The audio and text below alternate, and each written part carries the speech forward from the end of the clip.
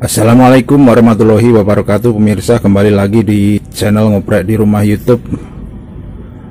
Kali ini saya memulai untuk proyek osiloskop hibrid yang sebelumnya sudah pernah saya singgung. Saya berhenti untuk main-main di tabungnya karena itu sepertinya stuck, saya sudah tidak bisa lagi berkembang dan saya menemui banyak kesulitan, jadi saya tinggalkan saja untuk proyek osiloskop tabungnya. Kali ini saya sedang mencoba sebuah board di sini untuk setup yang high voltage ini. Ini sebenarnya sudah banyak diulas, yang masih memakai untuk power supply high voltage-nya yang kemarin. Di sini saya punya signal generator ICL 8038, kemudian ada osiloskop mini ini. Saya ingin melihat seperti apa output op-amp dan penguatannya dari sirkuit yang saya pakai saat ini, yaitu menggunakan penguat JRC 4558, dan skemanya seperti ini.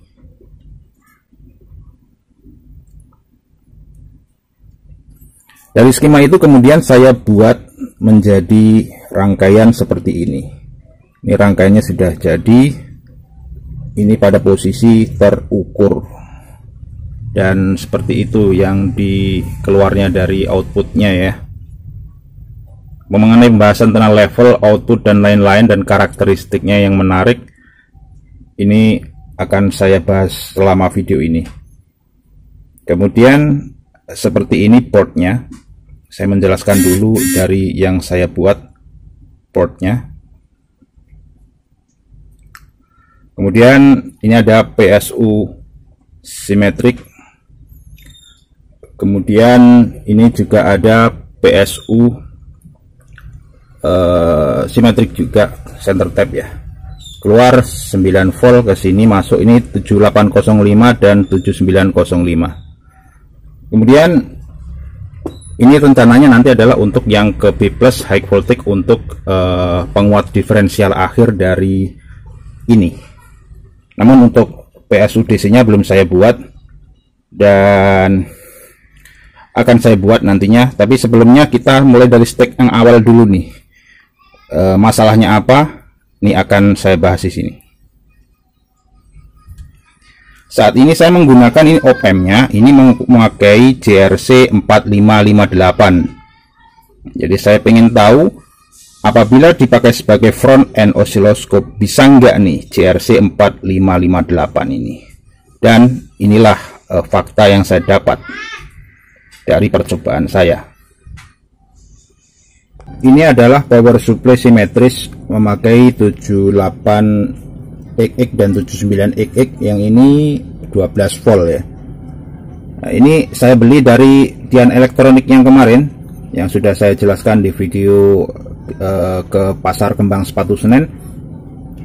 Ini adalah untuk PCB simetris yang buatan dia ya. Jadi dalam bentuk seperti ini sudah jadinya, ini harganya 25.000 nih. Nah, biasa kan saya ya kenal-kenal, dalam artian setiap hari sering beli ke sana sama Kang Eno itu. Saya tanya nih, ini emang nggak bisa lebih murah Kang? Katanya ya sama aja. Lah gimana ceritanya? Harganya jadinya 25.000. Harusnya kalau misalkan saya beli pretelan harganya lebih murah dong, saya bilang begitu. Dia cuma senyum aja. Dari sini lucunya ya. Tapi terlepas dari itu, saya mengambil keuntungan, saya langsung bisa pakai aja nih, udah jadi dan tinggal pakai, tinggal masukin strom dari trafo dan keluarnya sudah output DC regulated yang saya mau. Dan ini untuk mensuplai ini ya, rencana adalah untuk preamp osiloskop yang menggunakan op-amp ini. Dan ini akan kita bacakan, akan saya jelaskan mengenai seperti apa nih jadinya seperti ini ternyata. Oke, langsung saja ya. Dan saya belinya ini 3 ya. Tadi 3, 115, 112, yang 1 5 volt. Sama semua gitu. 3 tapi. Pertama adalah kita perhatikan dulu dari level outputnya dari signal generator ya. Karena kan tentunya agar kita menguji penguatan itu kita perlu namanya sumber sinyal. Nah, di sini ICL 8038 ini perlu kita tes nih. Outputnya seperti apa ini tanpa kita kuatkan duluan. Jadi kemudian ini outputnya saya pindah nih ke input. Ini langsung ya. Jadi dari ICL 8038 ini langsung menuju ke osiloskop. Ground tetap terkonek. Dan outputnya seperti ini nih. Nah, pertanyaan saya adalah, ini kan sirkuit aktif ya. Kemudian ada pengaturan untuk gainnya. Mengapa hasilnya sudah saya buat sesuai dengan skema, namun output yang saya harapkan ternyata tidak sesuai yang saya harapkan? Nah, di sini saya perlu cek nih, mengapa seperti ini. Ini saja inputnya adalah sebesar ini, ini tanpa dicopot nih. Ini kemudian inputnya saya masukkan, lepas lagi. Nah, seperti ini nih outputnya. Coba disempurnakan.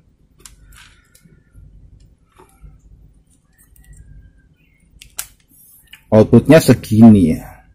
Tapi mengapa hasilnya malah sangat kecil sekali? Coba kita baca dulu dari ininya. Ini saya buat ini saat ini 1 volt AC. Saya sengaja menggunakan outputnya agar terkopling ketika masuk osiloskop itu di kopling kapasitor, maka saya pergunakan koplingnya AC. Jadi aman. Kalau dibuat DC pun bisa. Ini saya praktekkan kalau DC seperti ini, dia levelnya akan naik ya, geser maksudnya. Saya kembalikan lagi ini ke ground. Ini terbatas saat ini untuk volt peak to peaknya hingga 8 volt ya. 8 volt keluarnya daripada ICL 8038 ini. Tapi mengapa saya inputkan, kenapa inputnya jadi sangat kecil gitu kan. Dan fakta lain menariknya adalah yang dikeluarkan dari si op-amp 4558 yang saya pakai sebagai front end di sini adalah dia hanya mengeluarkan output gelombang kotak gitu. Jadi ketika saya masukkan, padahal inputnya pun sama nih, segitiga dan juga sinus, tapi begitu dimasukkan sini yang bisa kelihatan di gambar osiloskop itu adalah gelombang kotak saja. Ini yang menarik ya faktanya. Batuk. Faktanya seperti ini. Kemudian kita akan kembali lagi ke analisa daripada input dari ICL 8038 ini ya. Faktanya dari DSO 138 di sini saya tidak mempergunakan osiloskop yang ini, tapi sengaja saya ingin menggunakan ini sebagai pembacaan dengan menggunakan DSO 138. Dari sini kemudian ini inputnya saya perbesar ya. Ini saya buat 2 volt peak to peak, maka gambarnya akan kelihatan seperti ini. Jadi kita bisa baca di sini tetap saja peak to peaknya hingga 8,7, berarti 9 volt ya. Kemudian coba untuk centeringnya kita atur dulu. Jangan-jangan centeringnya ini juga berpengaruh. Seperti ini. Ini outputnya pada frekuensi sekitar 300 Hz, 300 Hz. Itu kalau dikecilkan maka akan semakin lebar. Ini sekitar 50 Hz segini nih. Tentunya kenapa terlalu lebar, karena saya memakai untuk ininya, untuk time base-nya itu saya setting di 1 milisecond. Sekarang saya kembalikan ke rata-rata biasa saya gunakan untuk mengukur audio itu di 10 milisecond. Nah, seperti ini kalau 10 milisecond. Kemudian saya akan lakukan lagi centering untuk ininya, threshold untuk apa itu, trigger. Jadi seperti ini. Ini kalau saya naikkan, dari 50 ke 100. 100 seperti ini sinyalnya. Ini 100 Hz. Ya ini lebih ya, 100,2. seperti ini. Agar bisa lebih kerapatannya ini agar bisa lebih renggang lagi, maka tinggal Anda ini ya, pindahkan untuk time base nya diatur hingga bisa kelihatan bagus, mungkin di 5 milisecond. Nah, 1 milisecond seperti ini. Kemudian ini untuk 5 milisecond. Jadi di sini faktanya gitu loh. Kalau misalnya sirkuit saya ini benar dan saya pikir benar, saya sudah cek semuanya, harusnya sudah benar. Ini peak to peaknya harusnya lebih dari inputnya. Kenapa begitu masuk inputnya tereduksi? Ini yang jadi pokok persoalan di sini gitu. Padahal ini untuk adjustnya ini juga sudah saya atur-atur sesuai dengan skema ya. Anda bisa lihat dari skemanya ini. Nah, dari situ tuh masalahnya. Mungkin ini karena dari faktor dari JRC 4558 nya ini yang tidak bekerja, tidak sesuai, tidak bisa digunakan untuk keperluan ini. Tapi kalau saya banding-bandingkan, mau saya pakai 4558, memakai 741, memakai LM358, harusnya sama saja. Sebenarnya di skema kan Anda sudah lihat itu untuk ininya, untuk IC op-amp-nya harus memakai OTL 082. Saya belum perhatikan nih, OTL 082 itu apa sama dengan OTL 072 yang inputnya menggunakan JFET. Nah, akan kita cek nih ya dari dataset nanti. Nah, dari sini saya bahas ya. Jadi kemudian ini seperti ini inputnya ya. Ini kemudian sekarang saya masukkan ini. Untuk inputnya saya masukkan ke sini. Input saya masukkan. Input mana input? Ini input. Input saya masukkan. Kemudian output saya ukur. Nah, keluarnya sekarang malah tambah lagi, beda. Tapi ini kan karena untuk ininya belum di ground. Ini harus di ground juga. Sekarang inputnya saya grounding. Ini groundingnya menjadi 1. Nah, outputnya ternyata kecil banget gitu loh. Di sini hanya terbaca VPP-nya saja hanya 2 volt. Dari inputnya masuknya 3 volt. Nah, dari 8 volt. Gitu.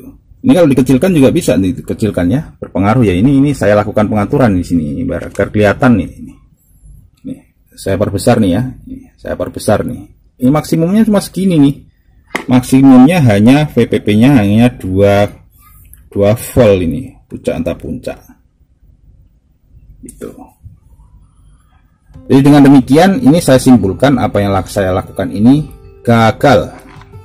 Tetapi gagal adalah gagal dan kita tahu faktanya adalah demikian. Kita dalam eksperimen itu akan selalu menemui kegagalan gitu. Kita harus terima itu dan kita akan coba sirkuit yang lain. Setelah ini saya akan coba, dan juga karena belum ada IC-nya, nanti akan saya coba menggunakan LM358. Apakah beda sesuai dengan ini atau enggak gitu kan?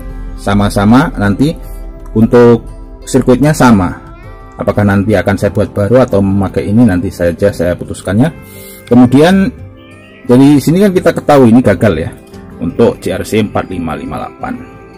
Tapi kalau dia difungsikan sebagai frekuensi generator, tentunya hubungannya sama dengan praktek pembuatan ESR kemarin ya. Dia masih mampu hingga masih mampu di atas 100 kHz untuk JRC 4558 kalau dipakai sebagai frekuensi generator atau dipakai sebagai osilator, itu masih bisa nyampe 100 hingga ya katakanlah masih nyampe 500 kHz. Demikian pemirsa. Ya, terima kasih sudah menyaksikan. Sampai jumpa di lanjutan daripada proyek membuat osiloskop hibrid ini. Tetap nantikan kelanjutannya di channel Ngoprek di Rumah YouTube.